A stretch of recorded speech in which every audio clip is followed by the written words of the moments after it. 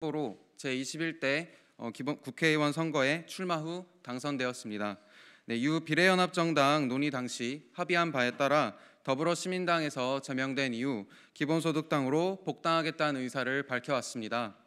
용해인 당선인은 어제 더불어시민당의 제명 절차가 완료됨에 따라 오늘 기본소득당으로 돌아오게 되었습니다. 이에 오늘 기자회견을 진행하게 되었습니다. 오늘 기자회견은 용해인 당선인의 입당원서 제출 그리고 21대 국회 의정활동 계획과 정견 발표로 진행을 하도록 하겠습니다. 기자회견을 마무리한 이후 질의응답 시간을 마련했습니다. 질의응답은 기자회견장 앞에 로비에서 진행하도록 하겠습니다. 그럼 먼저 용해인 당선인이 박기홍 기본소득당 권한대행에게 입당원서를 제출하도록 하겠습니다.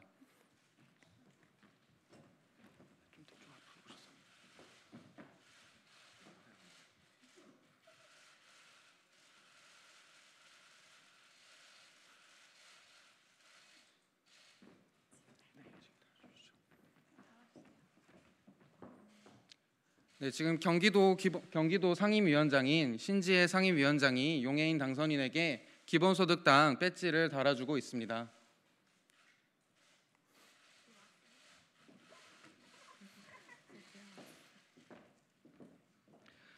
이어서 용해인 당선인의 기본소득당으로 돌아온 복당 소감과 제21대 국회에서의 의정활동 계획 그리고 현재 정세에 대한 정견 발표를 진행하도록 하겠습니다.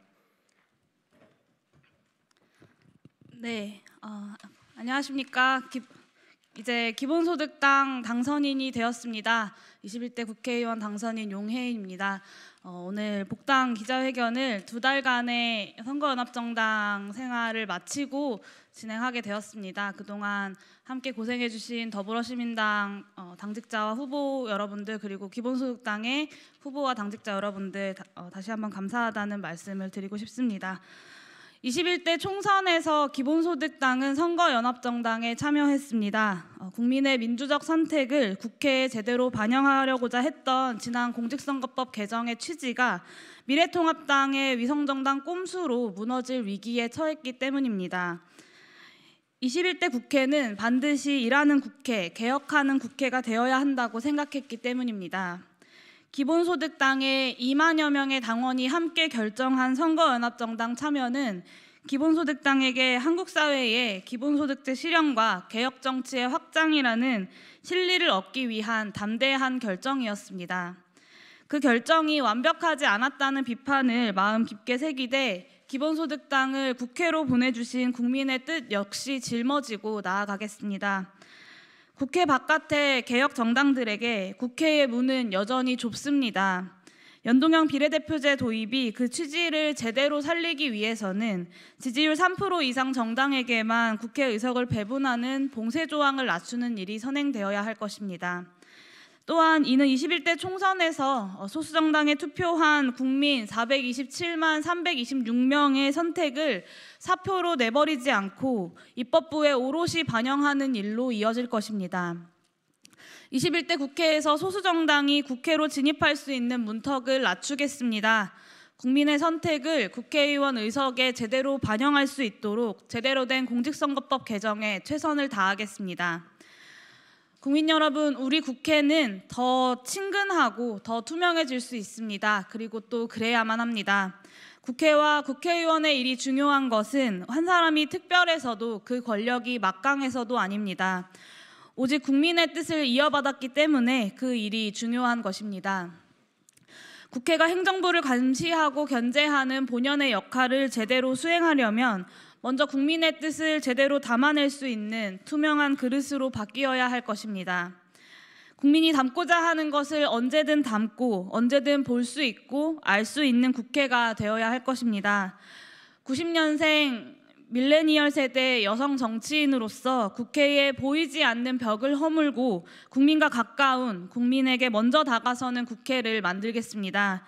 의정활동과 국회 생활의 다양한 모습들을 국민들께 공개하고 더 낮은 자세로 국민들과 만나겠습니다. 국회의원의 특권 또한 내려놓겠습니다. 일 안 하는 국회의원을 국민이 직접 꾸짖고 투표로서 파면할 수 있도록 하는 국민소환제, 국민이 직접 헌법을 개정하고 법률안을 발의할 수 있도록 하는 국민 발안제 도입에 앞장서겠습니다.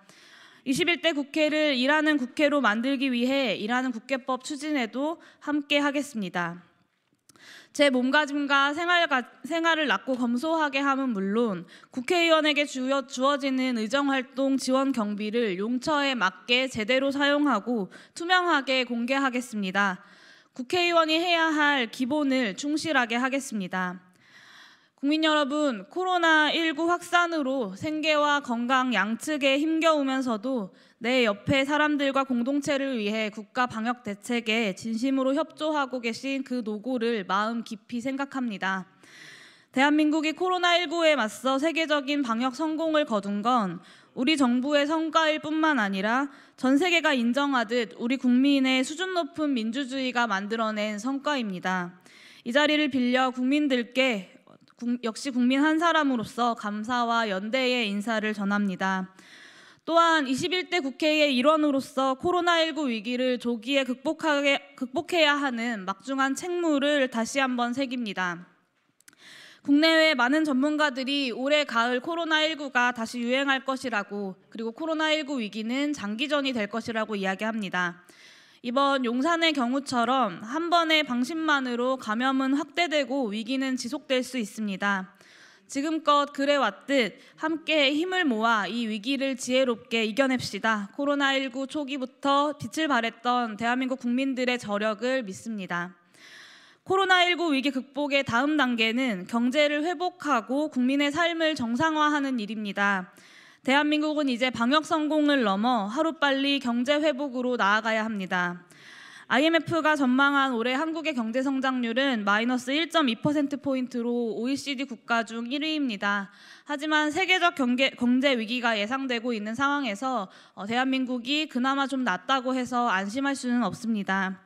소득 하위 70% 지급으로 예정되었던 긴급재난지원금이 100% 지급으로 확대 결정된 것은 이 생계소득 급간으로 곤란을 겪은 우리 국민들의 절박함이 국가 정책에 반영된 것입니다.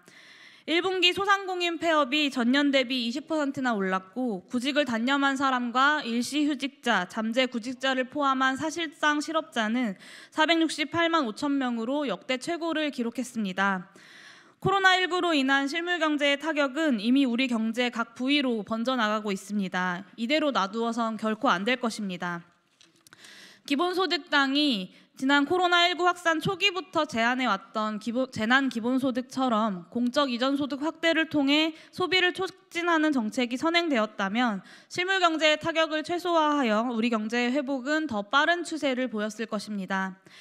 국민 여러분, 대한민국 경제가 코로나19 위기를 극복하고 하루빨리 경제 회복의 길로 들어서려면 그 어느 때보다 정부의 전향적인 재정 지출 확대와 소비 촉진을 위한 공적 이전 소득 확대가 필요합니다. 고용 안정에 초점을 맞춘 3차 추가 경정 예산안이 예비되고 있지만 코로나19 위기가 지속되고 재발할 가능성이 높은 만큼 앞으로 몇 번의 추경이 더 이루어져야 할지 가늠하기가 어렵습니다. 하지만 그때마다 재정 건전성을 이유로 적시에 필요한 코로나19 경제 위기 대응을 늦출 수는 없는 일입니다. 모든 국민에게 지급하는 재난기본소득 논의에 있어 보편적으로 지급하고 연말정산 등을 통해 선별적으로 환수하는 방안이 주목받았던 건 우리 국민이 이 코로나19 경제 위기 대응의 시급성을 피부로 체감하고 있기 때문입니다. 한국의 국가 채무 비율 40%포인트는 OECD 국가 채무 비율 평균 109%보다 훨씬 낮습니다. 한국의 재정은 지금도 확장적 재정 정책을 충분히 감당할 수 있습니다. 그것이 위기 상황에서 최선을 찾아내야 할 우리 경제의 새로운 기조가 되어야 합니다. 코로나19 위기를 조속히 극복하기 위해 우리 정부가 관성과 관습에 얽매이지 않고 코로나19 시대에 반드시 필요한 재정 운용 방향을 전향적으로 논의하고 또 수립할 수 있도록 21대 국회에서 필요한 목소리를 국민 여러분들과 함께 만들어 가겠습니다. 국민 여러분, 우리는 코로나19 위기의 그림자에서 4차 산업혁명 시대의 노동시장의 모습을 이미 보았습니다. 일하고 싶어도 일할 수 없는, 일자리조차 없는 시대조차 빠르게 지나가고 있고 일자리를 만들고 싶어도 만들 수 없는 시대가 성큼 다가오고 있습니다.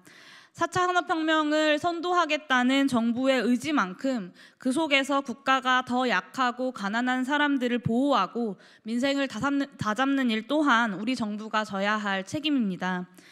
기본소득은 일자리가 사라지는 시대에 유일하고도 확고한 대안입니다. 노동시장의 모든 문제를 일자리 정책으로 대응할 수는 없습니다. 완전고용을 전제로 설계된 복지국가의 선별적 복지제도로는 변화하는 시대에 대응해 우리 국민의 생존 기반을 지켜낼 수가 없습니다. 무엇보다 일자리와 함께 사라진 노동소득을 공적 이전 소득의 확대로 보전해 생계 유지에 필요한 가계소득만큼은 우리 국민의 삶에서 지켜내야 합니다. 코로나19 위기 속에서 그 중요성이 점점 더 커지고 있습니다. 모든 국민에게 조건 없이 주어지는 충분한 기본소득은 선별적 복지제도의 사각지대와 불필요한 행정비용을 없애면서도 우리 헌법이 보장하는 것처럼 모든 국민이 인간다운 삶을 유지할 수 있도록 만들 것입니다. 기본소득당의 원내대표로서 21대 국회에서 기본소득제 도입을 위해 최선의 노력을 다하겠습니다. 기본소득법의 본격적인 입법 과정에 앞서 기본소득 공론화위원회를 설치해 온 국민 기본소득제 도입 논의에 우리 국민들의 목소리부터 공론장에 담도록 하겠습니다. 기본소득 공론화위원회 설치를 통해 기본소득에 대한 우리 국민의 다양한 여론을 수렴하겠습니다. 기본소득제 도입의 현실성과 가능성을 타진하기 위한 철저한 조사 연구를 진행하겠습니다. 기본소득 재원 마련을 위한 재정적 논의를 이어가도록 하겠습니다. 기본소득 도입을 위해 분명한 결과를 조속히 도출해 21대 국회가 기본소득을 도입하는 기본소득 국회가 될 수 있도록 노력하겠습니다. 기본소득당은 21대 국회를 통해 코로나19 시대와 4차 산업혁명 시대에 필요한 과감한 전환을 이야기하겠습니다. 기본소득제 도입을 통해서 현재의 위기를 풍요로운 미래로 만들어내겠습니다. 기본소득당에 대한 국민 여러분들의 많은 관심과 지지를 부탁드리겠습니다. 고맙습니다. 네, 기자회견 오늘은 이것으로 마치도록 하겠습니다. 네, 준비된 기자회견이 마무리된 이후에 바깥에서 용해인 당선인에 대한 질의응답을 진행하도록 하겠습니다. 네, 이것으로 오늘 기자회견 마치도록 하겠습니다. 감사합니다.